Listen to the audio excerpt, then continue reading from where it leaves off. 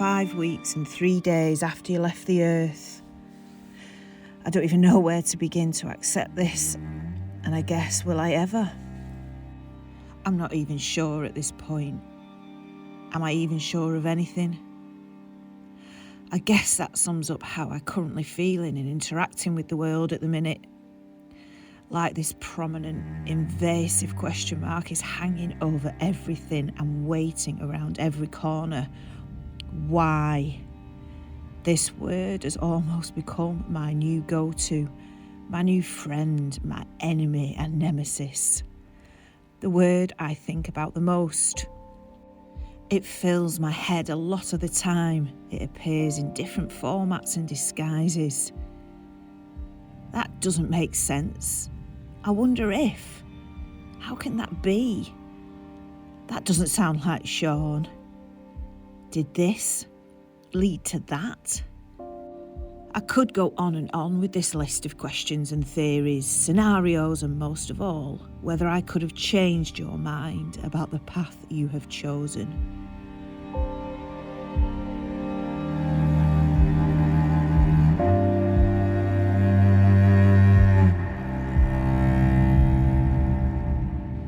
The person who wrote that diary entry that we just heard is Victoria Noone. Now, Victoria got in touch with us just a few weeks after losing her brother Sean to suicide in September of 2022.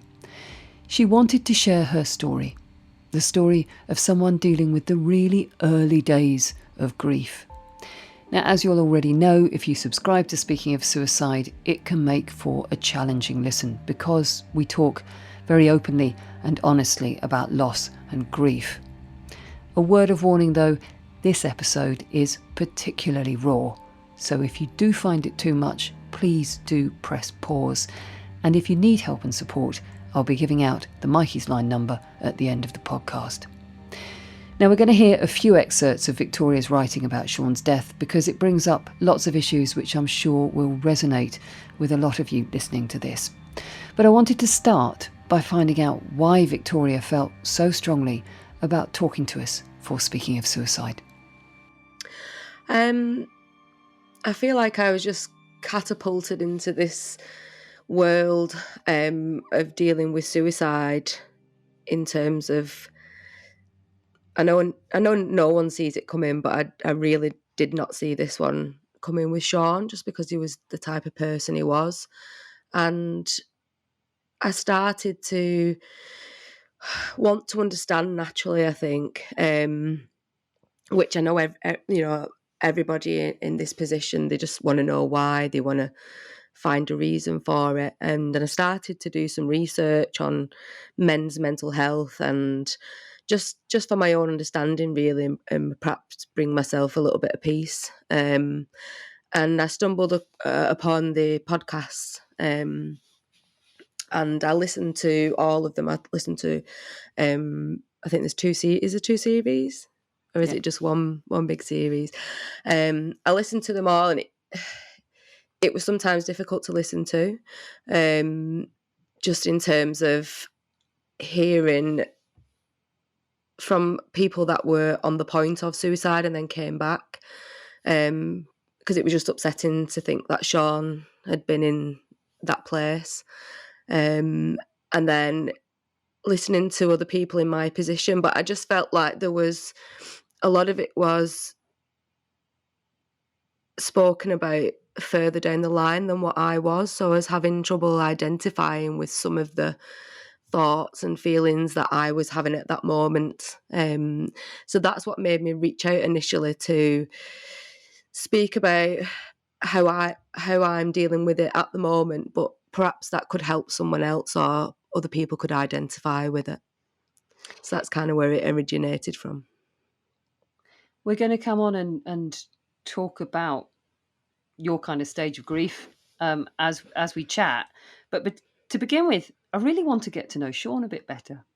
So yeah, tell me about Sean, if you don't mind. What was he like? How would you describe him? Sean was I probably will get a little bit upset at this point, even though you can see a smile on my face when I think about him. Sean was a really charismatic, larger than life, amazing person, and he was a very popular guy. He was one of them people, like, everybody seemed to know him, or knew him through someone, or he was a very focused person, and he made his dreams come true, and I was really proud of him for that, because he went to live and work in New Zealand nearly 6 years ago now, which shows his determination. But he was just a really funny, upbeat guy. He did have a sensitive side. He did have like a serious side also, which probably not many people saw unless he was really close to him. But he was a really caring, considerate person. Yeah, he was brilliant. What was the age gap between you? Sean was 5 years younger than me, so he was 35. And you close? You were close? Yeah. To be honest, when we was growing up, he was always my annoying little brother because he was very much mummy's boy, and he was very, very mischievous, even from being like like super small. He could walk when he was 9 months old, so he was always a little bit of a terror, to be honest.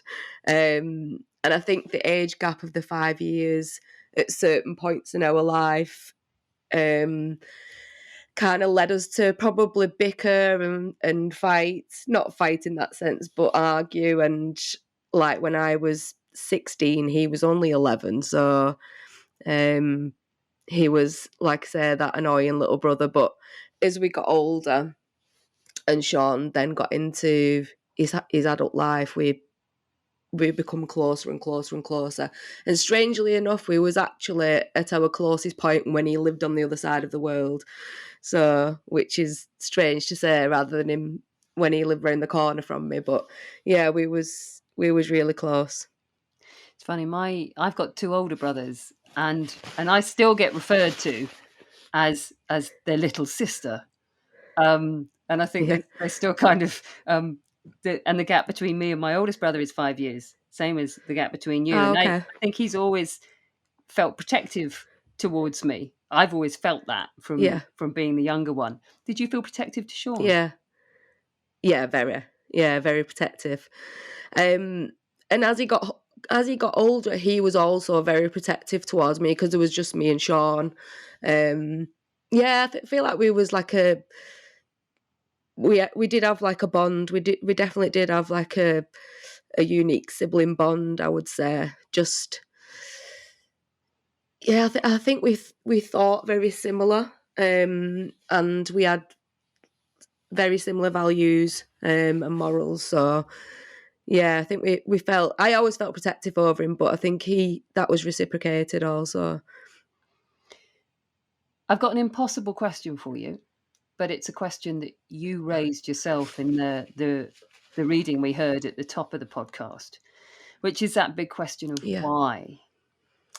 And I've no doubt that's Yeah. gone round and round and round in your head over the last few weeks. But have you any sense of Yeah. why this larger than life character decided to end his life?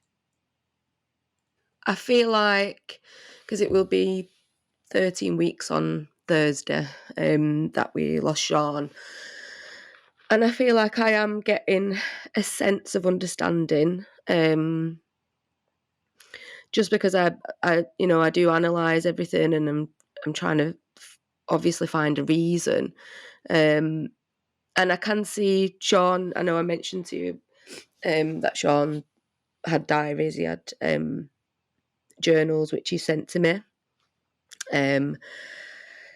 So I've read a lot through them. I haven't read them all because there's quite a lot, and they're very, very detailed in terms of his day-to-day life. But I can see a decline, and I can see behaviour that would lend itself to Sean not really being well, I would say. So I've got an understanding of the path that he took, but perhaps not of the final decision, I guess. We'll come back and talk about the journals because I want to talk about your writing too, but we'll do that a little bit later on. You say the thing that you asked most of all is whether you could have changed Sean's mind about taking his life. Yeah. You know what? I'm sure that is something that so many people must ask themselves. Yeah. How do you feel about not having been in a position to change his mind? I mean, do you think you could have? I'm beginning to understand now that I probably wouldn't have changed his mind. I perhaps could have delayed it, is where I'm at the minute. And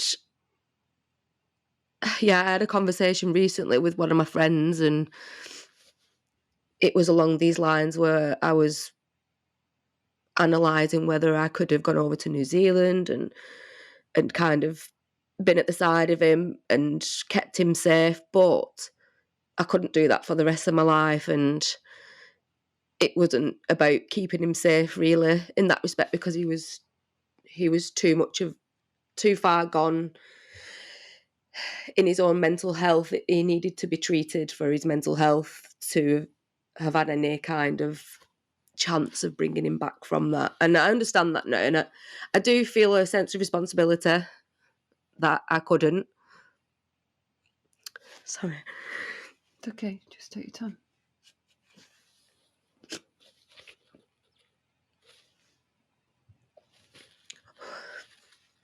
I'm sorry, Victoria. I know these are difficult, chewy questions I'm throwing at you, but we can No, it's pause. fine. No, it's fine. What's hurting most just now?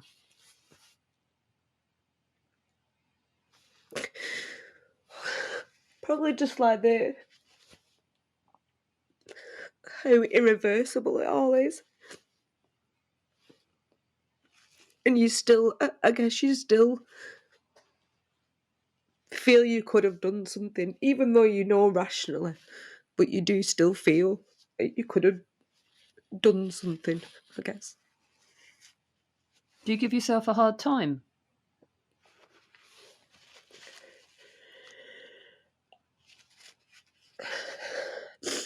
Day to day, I don't, as in, because I know, I'm quite self-aware and I don't put myself in that position, but I can have dark moments, and that tends to be when I write. Like I don't particularly sleep very well still, so I can get into that rabbit hole of questions and giving myself a hard time about it. But I know that Sean wouldn't want me to do that. Like he would be really hurt if I felt like that. So I try and not do. Let's hear another part of your writing. We've had these excerpts voiced by an actor because, quite understandably, you weren't sure you could read them yourself. So we'll have a little listen to this. No. And then we'll carry on, all right?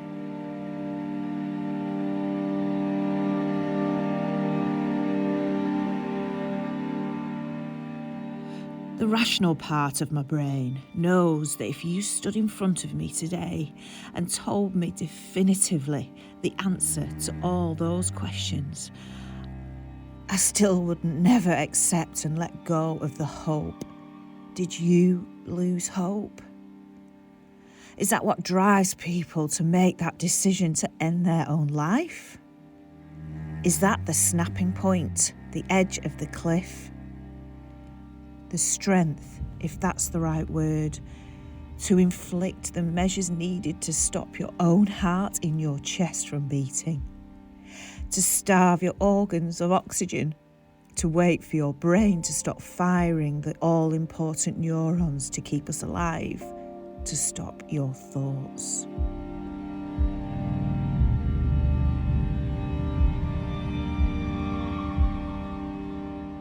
Victoria, I found that idea of strength a really interesting one. We talk about strength as a positive attribute in life in general, Yeah. but clearly not when it allows someone we love to take their own life. So I see Yeah. strength as being something that can kind of move around a bit in terms of its meaning and the value we put on it. Was Sean strong? Did you see him as a strong guy? Yeah, really strong. Yeah, really, really, really strong. And it's interesting because I did have this conversation with one of my good friends who's a clinical psychologist, and she said like that determination and strength that Sean has, and this was at the point where he was still with us, but he was in hospital, and she said that could also be a negative for him because he is so strong-minded and such a strong person. So when he makes a decision about something, then it's he will see it through. So I think that's when I talk about like the strength to do that. And like I said, I don't even know whether that's the right word or it isn't. But yeah, Sean was a very strong person physically and mentally. And I still stand by that, definitely. And he did use that strength to help other people as well through their mental battles. Probably for the last 3 or 4 years with like close friends and family. I wonder though if sometimes what we mean by strength when we use that word strong. I've sometimes found that people use it when they're meaning that we don't show our emotions, that we show strength in Mm, the face of really difficult stuff, that we seem to equate strength with we seem to equate strength with sort of controlling ourselves, not necessarily yeah. opening up. Um, and I wonder if actually I'm just interested to get your thoughts on whether actually strength could be about being able to open up about these things rather than not. I mean, do you get described as strong? I do, yeah. And it it's a strange concept because when you're going through stuff you don't feel strong, and when you're getting upset and you're crying and you're having them days where you're finding things difficult, and like that's the last thing that you feel. But it is a strength to. I think being honest and open is a huge strength, especially about things like this, about things that hurt you and are really hard to deal with in day to day life and have such an effect on you. But I guess it's hard to say that about yourself, I would guess. Do you feel you've had to be strong in coping with Sean's death because it's made you an only child? Have you got to be strong for other people? Yeah, definitely. So we lost mum 3 years ago. Well, no, 4 years ago. It will be in February. Um, so there's just me and my dad. Um, and I think I've always taken that role on, to be honest, in our family, where I've always kind of been the practical one, the person that rounds everybody up, the person that kind of sorts things, if you like. And me and Sean did discuss that quite a lot, where we felt sometimes that and this is no like disrespect to my mum and dad, but sometimes we felt like we took on the parental roles as we got older. Um, just like just down to things like my dad moving house during lockdown, and I'd like did everything for him because he couldn't get his head round like solicitors and different things, just like practical stuff, I guess, problem solving. But yeah, I do feel like I've had to be strong for my dad. My dad's journey in this is very, very different from mine. He gives you little snippets, so he'll talk about Sean.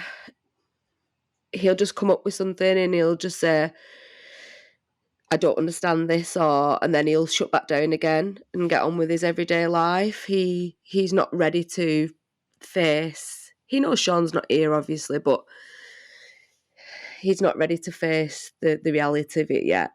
Where I'm very much like, I have to deal with it there and then as it is, and be open about it. So I do feel like I need to be strong for my dad and my own children. So and the rest of my family, like it's had like a unbelievably like massive impact on even the wider family and friends, which I know people in this position, you know, that's a normal thing. It's kind of just a wave that's just gone out, and it's, yeah, I do feel like, especially Sean's friends, I feel like I'm a bit of a I don't know whether I just remind them of Sean or whether it's just the seeking for, I don't know, they're seeking a little bit of comfort, but I do feel like I need to be strong for them also. That's a lot of pressure.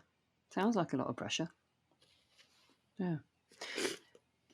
I know Sean worked in a traditionally strong industry in construction. He was a plasterer, is that right? Yes, he was, yeah. How much do you think that was an influence on his perception that he needed to be perceived as strong?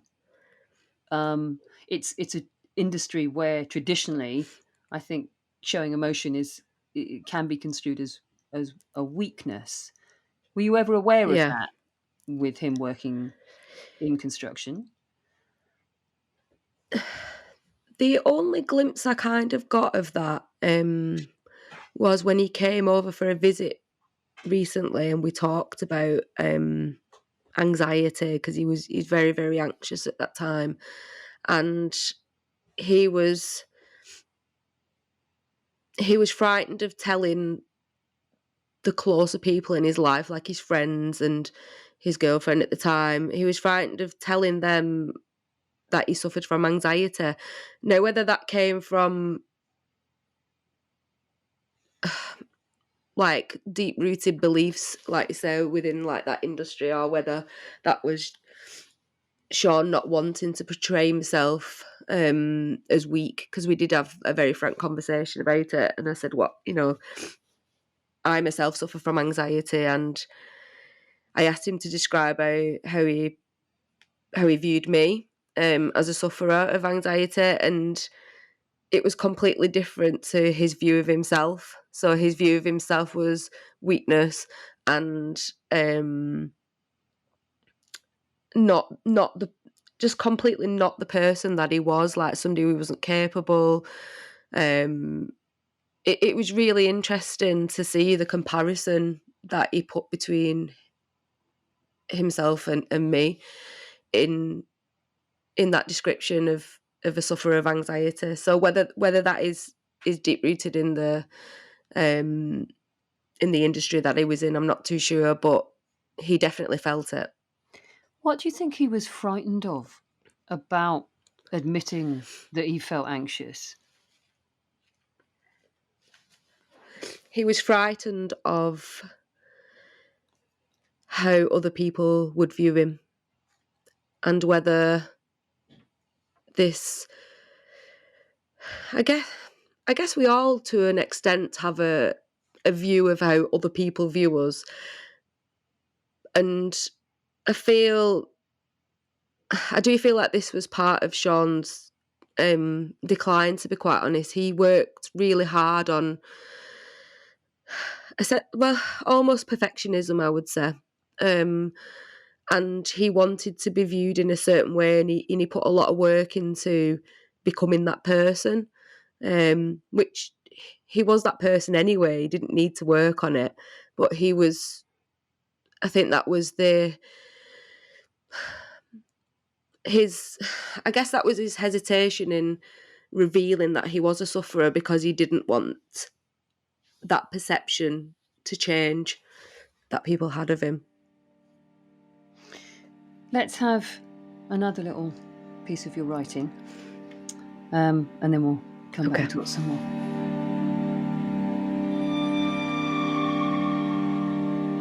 6 weeks and 2 days. Sean, you had such a long, happy life ahead of you. You really did, and that statement comes with no judgment, just an intense sadness that I feel will never leave me, that your absence is now permanent, never to be changed. So many experiences, memories, loves, milestones. The list is infinite and now never to be had. How is this even true? Your whole life and being is in my lounge now as I type. Your ashes, clothes, suitcase, journals. Your image encased forever in a glass frame, in a memory or thought. The weight will now stay forever. This wasn't your time. I thought it was us against the world. We could help each other, pull each other through anything. I am so sorry that you arrived at such a torturous place in your mind. The hurt must have been immense, overwhelming, and incredibly painful for you. It hits me in the heart that you experienced this pain.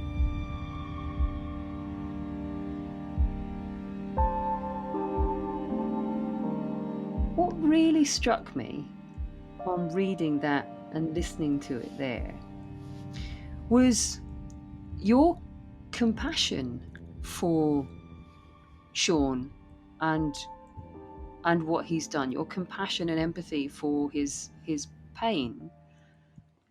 This may sound like an odd question, but has it been difficult to find that compassion for what Sean has done? Because it's put you into a lot of pain. I was just interested in where you sit with that. Do you know what? I don't think it has been hard for me to find that compassion. I know from listening to other people talk about their losses of family members through suicide, they talk about an anger. And I know some of Sean's close friends have also felt like an anger as to why he would do that, but I've never felt that about it. Yeah, I've felt hurt that he would leave me. That was kind of, and I don't know whether that's a selfish thought or it isn't. But I've never felt anger about it. So I think the absence of that anger has made, I don't know, is probably enabled me to be compassionate. And even just listen, even though they're my words, and listening to you, listening to them being spoken, it's like it hits me how it's described. Like it really does hit me in the heart. To know that he was in so much pain. I know you've mentioned that you very sadly lost your mum Trish 4 years ago. I've heard a lot of people say that the grief from suicide is quite a different kind of grief. They say it feels uniquely different. Yeah. Can you explain why is it a different kind of grief for you? Because unfortunately you've had two lots of grief really close together. Yeah, and that's been really difficult. Not just for me, but for our family as well. When probably in the first couple of weeks after Sean's passing, I do remember like saying to people like it feels familiar, like the grief feels familiar, but it's completely different. And I think even with my mum, she was only 54 when we lost her, so she was still pretty young and still had a lot of life ahead of her, really. And it was quite she passed quite quickly. just got rushed into hospital, and then probably a day and a half later we lost her. And it was such a quick, it was so out of the blue, shall we say. She wasn't in the best of health, but still not where you would consider like she would be leaving us anytime soon. But I guess you had a reason for it. So you had a reason on a death certificate, which was medical, and that it stops them questions. You still have a similar questions where you think, could I have done, could I have known, could I have done anything, could have rung an ambulance quicker, or, but I don't think you just don't, you're not catapulted into that world of just constant questions of, you just don't have the understanding of the reasons, I guess, where with somebody what dies from something medically, physically related, you've got that answer. Where with suicide, you just don't have the answers, and you never will do, and it's accepting that, I guess, at some point. One of the questions that you raise in your writing, which really snagged me, in your more recent writing, in fact, is you say you've had conflicting thoughts and feelings of being a hypocrite because you're able to start feeling small bits of positivity in your life, Yeah. because you're not constantly, capsized all day, every day. And you ask yourself whether Yeah. you're, behaving like someone who has lost someone to suicide. That broke my heart, I have to say. It's all heartbreaking, but I kind of, it really snagged me, Victoria, because I thought, it really felt like an insight for me into where you're at, that you feel Yeah. guilty for feeling these little pockets of Yeah. positivity. Um, Yeah. and how much of it? How much is that a daily wrestle? How much does that business of am I allowed to be getting on with my life haunt you? It does feature daily. Just, I guess it's like Sean is never out of my head, and that was very similar with my mum. Like, I still think about my mum all the time, but at first it's quite consuming that you're just constantly thinking about that person, and you're constantly thinking about all the things that you're experiencing that they're not going to experience, and that's still very fresh at the minute with Sean. So I guess that's probably why it's featuring quite a lot in my mind at the minute. I don't know. Maybe it's along the lines of looking outside in and thinking, is this what I should be doing? Should I, like, we're going on holiday in January, should I be going on holiday? Should I be, like, not as much anymore, but even in the early days, should I be laughing? Should I be, is this, if somebody saw me laughing, like, is that something that I should be doing? It's a very odd concept, to be honest. Very odd concept to live with, I guess. But I know that it will, just from my experience with grief from my mum, I know that it will get easier over time, and it will ebb away as time goes on. But yeah, at the minute it still features daily. Let's hear another bit of your writing. This is about wishing. Today has been a day of wishing. I wish you could have spoken about your true feelings and struggles. I wish you could have been honest with at least yourself. Used your journaling in an honest way so that we could have helped you express some of those feelings and thoughts. I wish you could have helped yourself in the way you help many other people get through their mental health struggles. I wish you could have believed in yourself and the strength you had and not viewed your struggles as a weakness of character. I wish I could have helped you.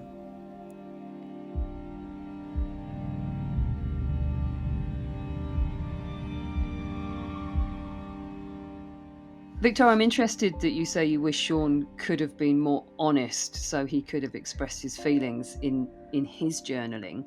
How much has your writing been about doing just that? About, if he maybe couldn't be honest in his journaling, but is this writing on about you being honest, and how difficult is that? It's 100% about being honest, and not only for myself, to be honest, it's not only for myself. I do see my writing hopefully helping other people, even if it's just within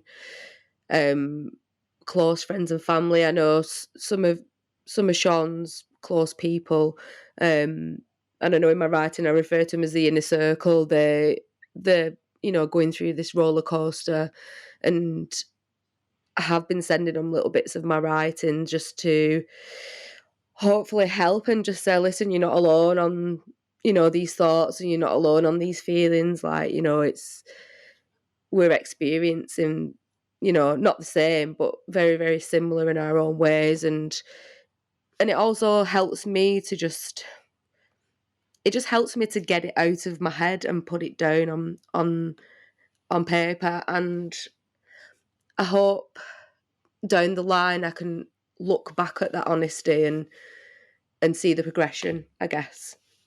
So yeah, I think that's it's all about honesty. It's definitely all about honesty.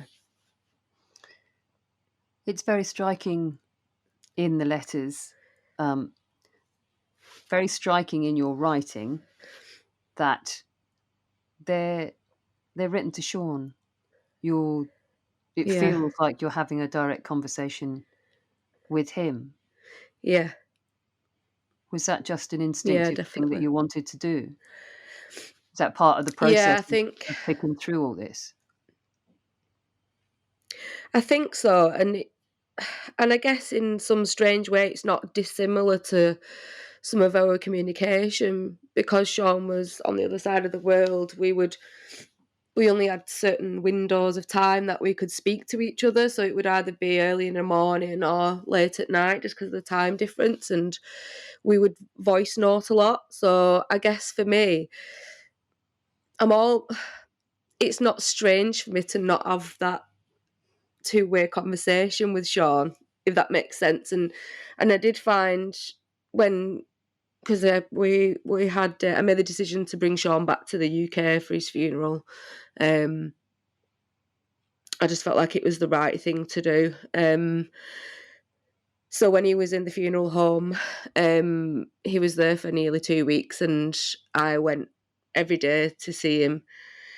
And I know that some people was a little bit like, my dad was quite worried that I was doing this, but it was part of my process, and I would sit with him for an hour, sometimes 2 hours, and I would tell him, what I'd been up to, what conversations I'd had, and just like I would do normally. And I think it just brought me some comfort, because I wasn't always used to, we would speak to each other on the phone, but a lot of our communication was voice notes, and we would pick back up at different times during that day when we'd picked up each other's voice notes. So I guess in a way, part of it is that, and part of it is it allows me to feel closer to him. And I know he's not there, but it still enables that connection with him, I guess. You've been amazingly brave in talking to me about these early days of your grief. What do you want anyone listening to this to take away from your experience? What would you say to someone else in similar circumstances, Victoria?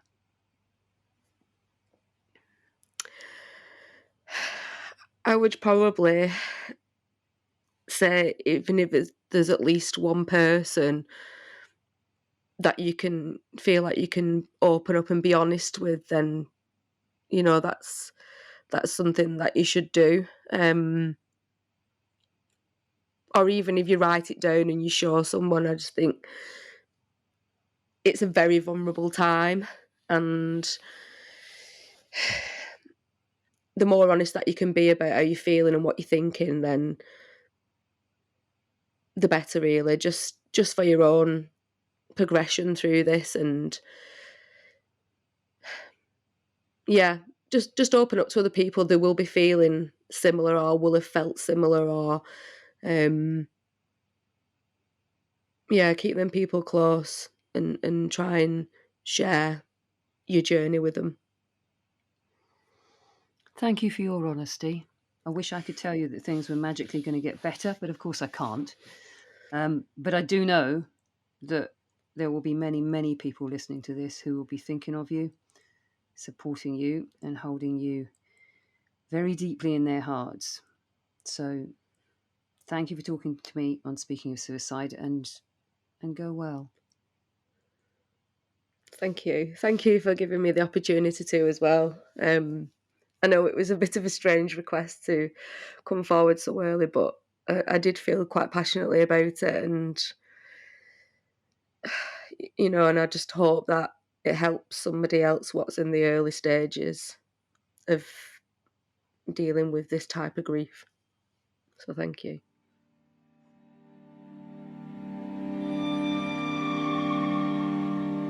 "9 weeks and 4 days.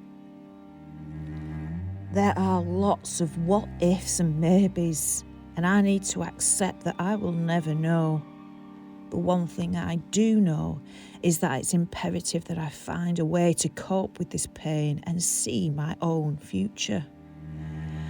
I now need to identify the path at the crossroads that is dappled in light, glimmers that I will find a way to adjust to this new reality, to accept the parts that will naturally be in the shadows as I work through this process, but to trust that this new version of my life and future will still be full of happiness, joy, love, laughter, and progression. I know throughout all that lies ahead that you will be with me. You will still support and play a part in the decisions that I will make, as you did when you had breath in your body. I can take comfort in this and not see it through eyes glazed with sadness, but with positivity for the future. I do feel a renewed energy and focus for progression. I know that this has got to be positive. I know that this has got to be the positive that comes from losing you. I can thank you for. And I know this would make you smile.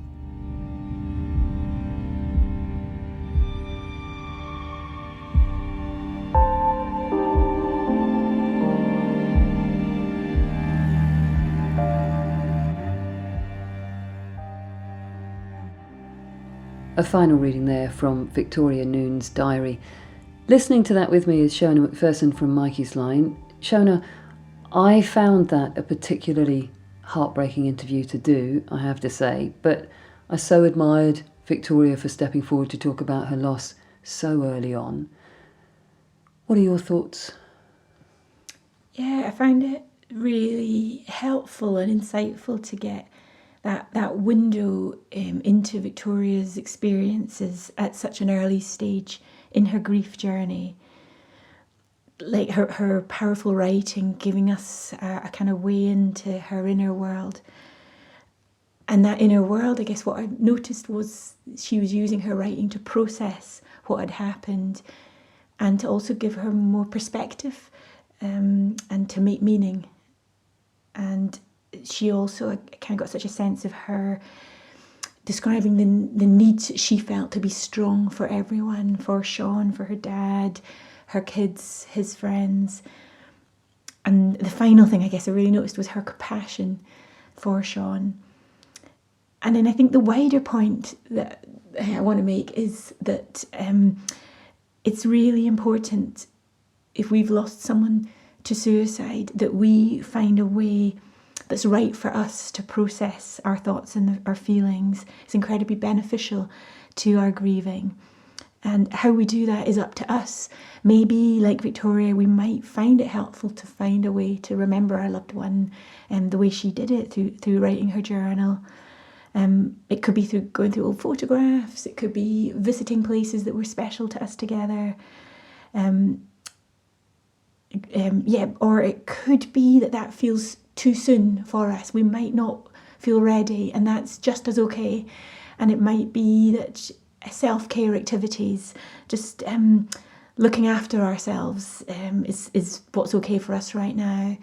And in Rory O'Connor's book, When It's Darkest, he talks about the uniqueness of our grief journey through suicide, and kind of reminds us that we are all unique, and therefore our kind of journey through grieving will be unique, and that there's no set pathway through bereavement. So you may be grieving and acting and thinking differently to Victoria, and I want to say that that's very okay and that's very normal, and that you will find your own path in your own time, and just to request that you give yourself compassion and allow this. So that's what came up for me listening to Victoria's story. Thanks, Shona. Don't forget, it is okay not to be okay. And if you need someone to talk to, you can text Mikey's line on 07786 20 77 55, or you can contact them via Messenger, web chat or Twitter. And the number for WhatsApp is 01463 729 000. You can contact them Sunday to Thursday, 6 p.m. to 10 p.m, Friday to Saturday, 7 p.m. to 7 a.m. Or you can go and visit them at The Hive, 19 Academy Street, Inverness. They're open 7 days a week from 6 p.m. to 10 p.m. Speaking of Suicide is funded by Mikey's Line, and the platform is sponsored by Highland-based family firm D&D Paving Limited. If you'd like to sponsor an episode, do get in touch. And if you'd like to share your story, we'd love to hear from you. Speaking of Suicide is produced by Adventurous Audio Limited.